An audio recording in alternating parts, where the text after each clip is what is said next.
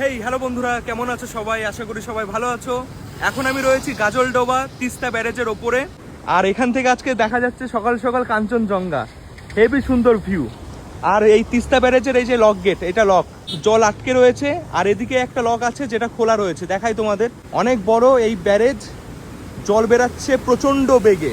দেখো কি বেগে জল বেরাচ্ছে। এদিকটা আমাদের সিকিম, দার্জিলিং, কালিম্পং। তিস্তা নদী সিকিম থেকে বেরিয়ে এসে এখান থেকে চলে যায় বাংলাদেশের দিকে। এই যে এদিকটা হচ্ছে বাংলাদেশ, এদিকে বাংলাদেশ।